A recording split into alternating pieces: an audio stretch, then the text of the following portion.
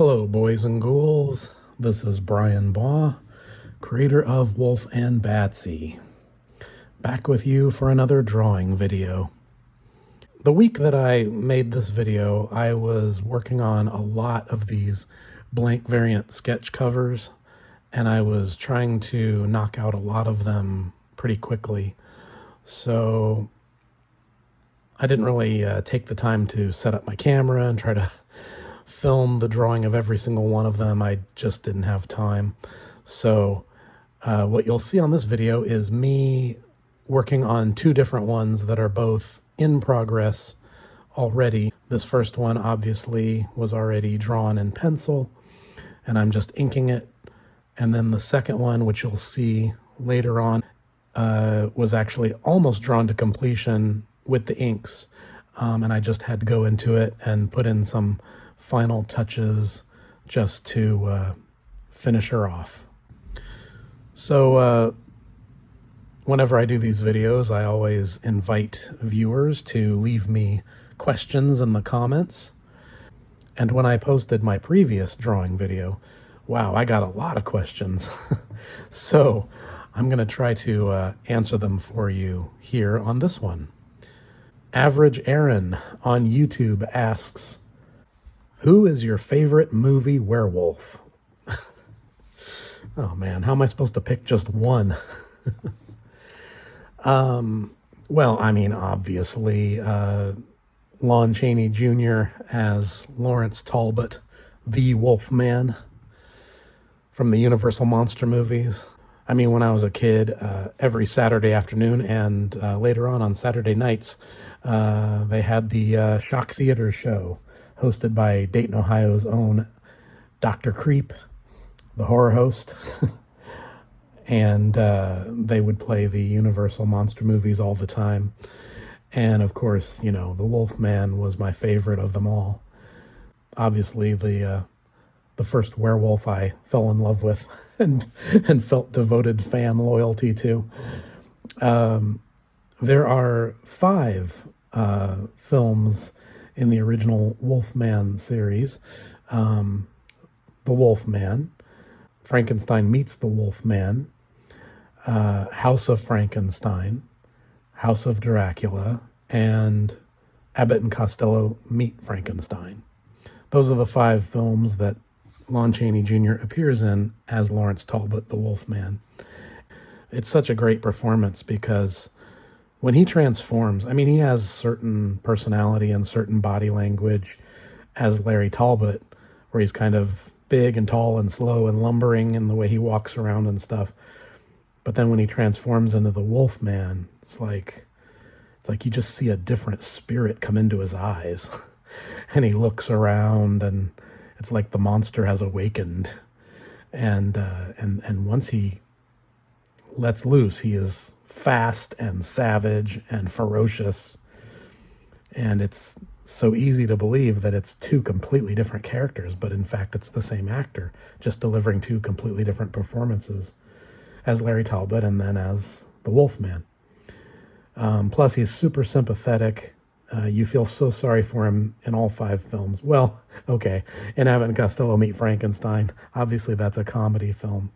But they play the monsters straight. That's what's so great and classic about that film is that, yeah, it's Abbott and Costello being funny, but the monsters are played straight with respect. And that's why Universal Monster fans love it. A lot of Wolfman fans, a lot of Universal Monster fans really love Frankenstein Meets the Wolfman as like their second favorite. It is the second one in the series, but honestly, I gotta tell you, don't get me wrong, I love Frankenstein Meets the Wolfman, obviously. It starts out so great with that amazing graveyard sequence, and then when he becomes the Wolfman and he escapes into the ice cave underground, that's so incredible, the visuals. And just the concept of it, you know, the Wolfman in an ice cave is so perfect. But it does kind of slow down and lose its pacing in the middle. And the one great weakness of that film is, I'm sorry, but Bela Lugosi is totally miscast in the role as the Frankenstein monster. It just doesn't work. Obviously, he was put in that role just for his name value, not because he was right for the part. Um, and honestly, I got to tell you, I kind of like House of Frankenstein better. That movie is so terrific. It has Wolfman, Frankenstein's monster, and Dracula in it, plus Boris Karloff playing a mad scientist. Anne Gwynn is the damsel in distress in that film, and she's just so sweet. I love her. But it's much more of an adventure film. It has a great chase sequence with Dracula. It's that one I can watch over and over and over again. But anyway, so I'm sorry. One of these days I need to do a whole video where I just talk about the Wolfman movies because I could just go on and on about him forever. And I can get all my thoughts out sometime on them that way in a future video. But anyway, yeah, so obviously the Wolfman is, just the first werewolf I ever fell in love with, so to speak. But then later on in life, when I was 9 years old, in 1981, there were two great werewolf movies that both came out, modern werewolf movies. One of them was called The Howling, and one of them was called An American Werewolf in London. They both came out the same year. I was in the 5th grade, and my parents crazily let me watch them. And wow, those movies were great. I loved the werewolves in The Howling. In fact, my character Wulf is inspired by the werewolves in The Howling. That whole look of the huge, tall, standing upright bipedal werewolf with a wolf's head, an upright wolf, basically. I love those werewolves, and I love the character of Eddie Quist, the main werewolf in The Howling, played by Robert Picardo. Wow, what a great movie monster. He was so impressive in that and scary in that movie. I loved him. And I loved him because he was a werewolf who was not a slave to the full moon. He could change at will and become the wolf whenever he chose, which is something I adopted for my comic book, my character, Wulf. And then, of course, American Werewolf in London is just a classic. I love the design of that monster, the four-legged quadrupedal werewolf. Designed by Rick Baker. What an ingenious design that was. Love that film. Love that character. There was Oliver Reed as Curse of the Werewolf in the Hammer film. I always liked that one. And then, of course, the other one that's very near and dear to my heart is Paul Naschy, who made a whole series of movies in Spain called the El Hombre Lobo series. And he played a Spanish wolfman, very much inspired by the Lon Chaney characterization. He fell in love with Frankenstein meets the Wolfman when he was a little kid, and then when he grew up and became an adult, he made his own series of Spanish wolfman films. And he played the wolfman in them and fought other monsters and tangled with sexy female vampires and oh boy, what a career! What a way to make a living. But yeah, talk about another passion of mine, the Paul Naschy movies. That's another topic. I should just do a whole video and just talk about that. Because, wow, yeah, another topic I could just go on about all day. And speaking of going on all day, I should probably answer the next question. Obviously, in other words, I don't have a favorite werewolf. I just love them all. Philippe Nook on Twitter asks, any chance we will learn who Batsy's sire is? Ooh, what a great question. I assume by Batsy's sire you mean the vampire who turned her into a vampire? I love those kind of questions because it shows me that that's somebody who's really reading the books and really paying attention and asking the unanswered questions in the books. I absolutely know who the vampire was that turned Batsy into a vampire. It's part of Wulf and Batsy's origin story, which I have done a lot of writing on, but I have not drawn it yet. One of these days I'm going to get to it. But yeah, that origin story is something I've been thinking about and contemplating and writing and rewriting literally since I created the characters, like in 2000, maybe somewhere around 2001, 2002. I said to myself, okay, I've settled on these characters as characters that I want to draw stories about. I better figure out who they really are and where they really came from. And so yeah, I did start working on an origin story that explains just that, who Batsy and Wolf really are and who they were before they became monsters and how they became monsters and where they came from. And yes, there was a vampire who turned Batsy into a vampire. And I know all about the character. I have the name, I know the story, I know the circumstances, I know why it happened. And I cannot wait to do that story one of these days when the time is right. And someday it will happen. One of these days. I promise. Philippe Nook also asks, and will our monstrous duo go up against any classic monsters? Dracula, Frankenstein, the Mummy, or even Bigfoot? Well, I don't want to spoil anything, but I'll just say I definitely have contemplated story ideas, plans for how, yes, Wolf and Batsy could meet one or more of those characters you just named, or at least my version of some of those characters. Again, I don't want to spoil anything. Time will tell. But thanks for asking the question. Obviously, a very interested reader. I love it. Thanks. Clive on Twitter asks, if you could cross over with another indie title, what title would you drop Wolf and Batsy into? Well, I mean, the easy answer to that question would be any of the comics created by Josh Howard or David Hartman, who are two of my closest friends. It would not make a lot of sense to mix Wolf and Batsy in with Josh's book, T-Bird and Throttle, because those seem like just different universes to me.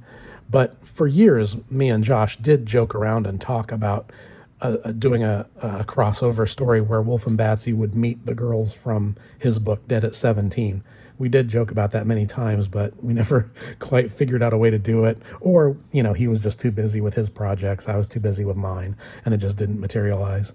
Now, on the other hand, Dave Hartman, who's been one of my best friends since we met in art school in 1990, we've joked all the time about how his comics and my comics definitely exist in the same universe. And in fact, I have already crossed Wolf and Batsy over with one of his comics. Dave does a series of comics called Right, which is sort of a spoofy kind of Frankenstein-style superhero action-adventure character type story. And in one of his early Right stories, he had a scene where Right finds a puppy with a bloody gash in its head and has to rescue the puppy. But he never ever explained how the puppy got the bloody gash in its head. So in one of my Wolf and Batsy stories that I created in 2009, I actually had a scene that takes place before that, which shows the puppy get the bloody gash in its head to show how that happened. And then Wolf and Batsy stumble upon it. But anyway, so there was a crossover there, but only me and Dave would get it, kind of thing. Very inside joke. But those are easy answers because Josh and Dave are obviously my friends. So if I was going to cross Wolf and Batsy over with another indie title, some book that I have no connection with, even though I like it, I would say, I don't know, maybe Peculiar by Richard Sala. That comic book was one of the big early inspirations for Wolf and Batsy, at least in terms of style, early on when I first started anyway. And I don't know. I think Batsy and Peculiar would get along. I think they'd run around town and have a great time. And Wolf would just be sort of sulking and bored. That'd be pretty funny. But unfortunately, Richard Sala has passed away, so that'll never happen. John's Longbox on Twitter asks, I know John, funny guy. He threw down a whole bunch of questions here. He asks, what language did Batsy speak when she cast a spell? I assume you're referring to the scene in issue 2. During that scene, at the very bottom of the page, there's a caption that says, translated from the ancient Drascalese. John asks, is that a historical thing or did you make it up? Well, it's a mix of both.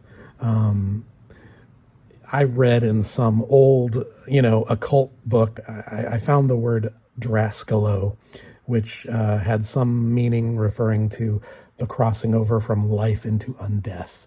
And so I took that and made that the name of the language, and then the words she's speaking are sort of a mix of made up imaginary words and words in Hungarian. So it's really indecipherable, but I don't know, maybe if you can translate it, you can figure it out. John also asks, does she know many spells? Well, I mean, she's a vampire, so she has all the usual vampire powers. Shape-shifting, hypnotism, those kind of powers. John also asks, you said she is a Lamia. Are there other types of vampires? My cat is trying to answer the question in the background. Yeah, in one of my previous videos, I did make reference to the fact that Batsy is a Lamia vampirus, which is a species of vampire that I read about and found really interesting. But yeah, I mean, you look in any old book on ancient vampire legends from any part of the world, and you will find names of all different kinds of vampires.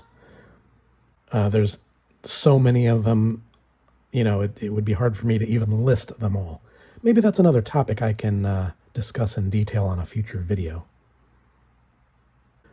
John asks, what about wolf? Are there more than one type of werewolf? Well, yes, in my little imaginary universe, I believe there are. I mean, you got the wolf man who has a man-like shape, but he has wolfish features. That could be one species of werewolf. You've got the howling type werewolves where they stand upright on 2 legs, but they have the head of a giant wolf. That could be another species. A 4-legged quadrupedal werewolf could be another type.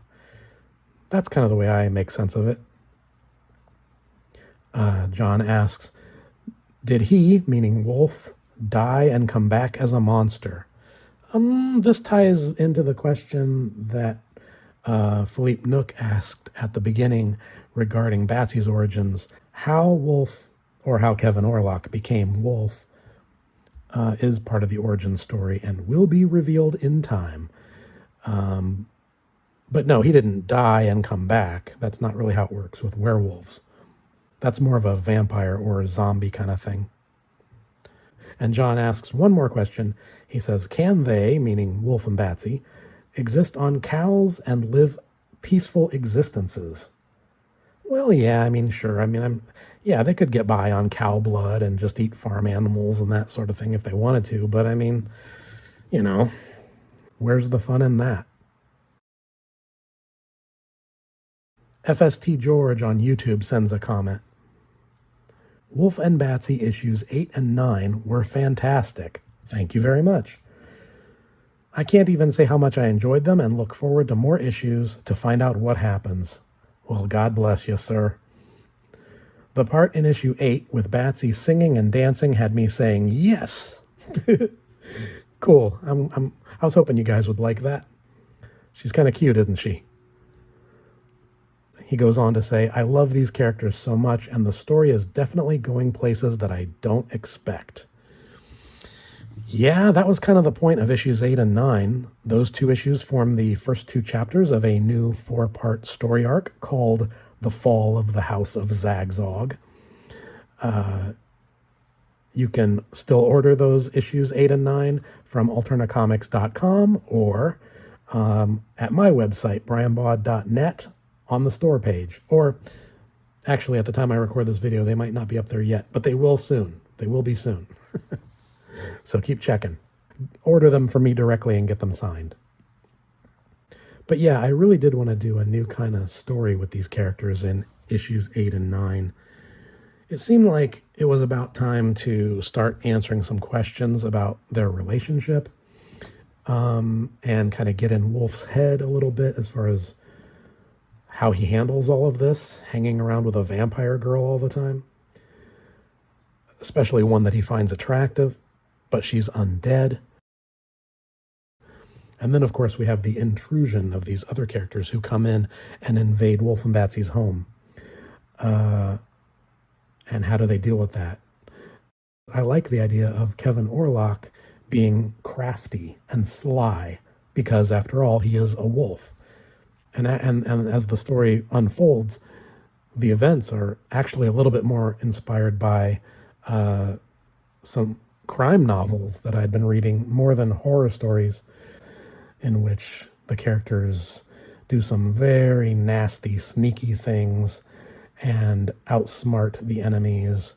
It's something that you see in some of the Dashiell Hammett novels, like The Glass Key, for example, or Red Harvest, where the hero has kind of a cruel side when it comes to dealing with people that are causing him trouble. That's where that came from. And yes, issue 9 definitely ends on a real, I don't know if you'd call it a cliffhanger, but I hope a surprise ending that makes you go, wait a minute, how is this going to unfold? Thanks for letting me know you enjoyed it.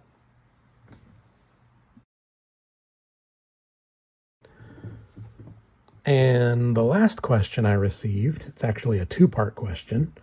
Depressive Sophomore on Twitter asks, the monster duo, meaning Wulf and Batsy, don't get to rip anyone to shreds in issues 8 and 9. Making these issues, did you get disappointed when you didn't get to draw the monsters ripping? Well, no, not disappointed, because issues 8 and 9 are only the first 2 chapters of a 4-part story arc, which continues in issues 10 and 11. If you go back and look at some of my older videos on this channel, I did a series of videos called Issue Commentaries, where I go through the Wulf and Batsy issues page by page and sort of explain what was going on in my head as I was creating them.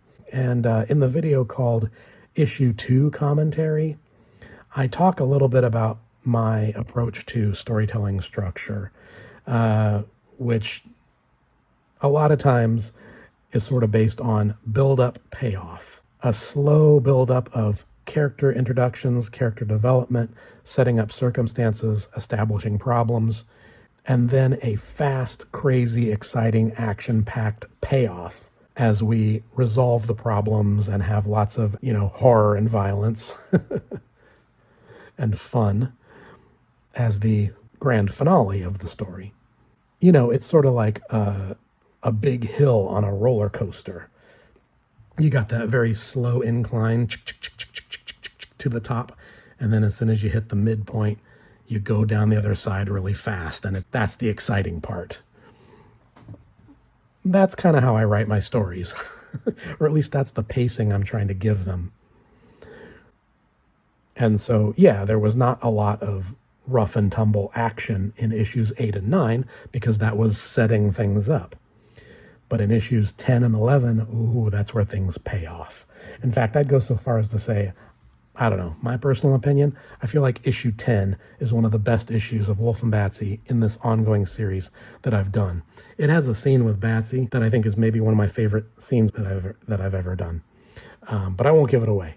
And then Wulf gets plenty of action and big moments in issue 11. So it does pay off. It does pay off. You just have to get there. Stick with me.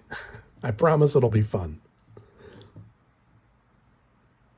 But thanks so much for your question. Oh, and he has a second part to this question. He says, are there any other drawing self-indulgences you have to suppress for certain stories? Well, yes and no. I kind of don't really I kind of don't really even bother making stories that don't allow me to indulge my childish interests in monsters and violence and cute female vampires and things like that. I don't have any great pretensions about storytelling. All of my comics are basically just big, elaborate excuses for me to draw subjects and sequences that to me seem visually striking and fun to create. But, sometimes, yeah, sure. There are certain times when you're working on a story and you have to sort of be disciplined and do the kind of slow-paced stuff to get across the characters or set up certain issues and build the house of cards that you're going to have fun smashing down later, if you know what I mean.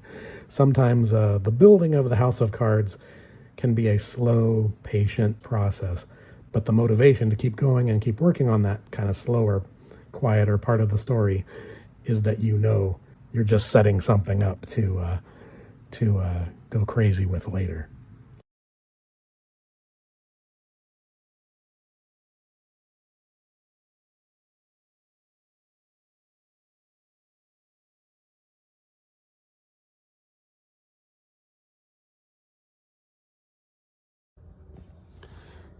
So, thanks to the magic of editing, I am cutting in a little bit of extra voiceover that was not part of the original recording on this video. I have an announcement to make. There's been some developments behind the scenes. This is not an announcement I was particularly looking forward to making, but it is something that I had a feeling was coming for a while. But I believe in the long run, it might just be a blessing in disguise. So, after 2 years of things going great and decent sales and very enthusiastic, very positive reader feedback, a decision has been made that my publisher and I are going our separate ways. It is what it is. These things happen. Let's just chalk it up to creative differences. Sometimes things just don't click. It happens. And it's okay, because there's always hope and there's always a silver lining and there's always another path. So here's what I'm thinking about doing. I'm thinking in the early part of the new year, January, February, I will launch my own crowdfunding campaign to finance the printing and delivery of Wulf and Batsy issues 10 and 11, the final chapters of the Fall of the House of Zagzog story arc.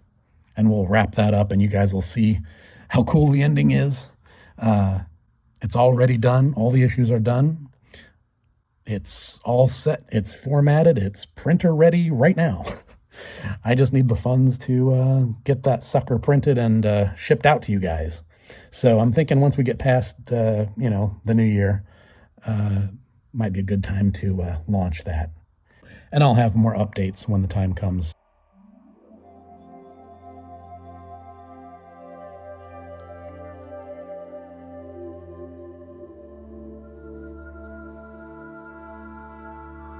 So those are all the questions that I got on this video. Thanks to each and every one of you who sent me something to talk about. I love it. I appreciate it. If you have any questions, please drop them in the comments and I'll try to answer them on the next video. I'll see you later. Happy haunting.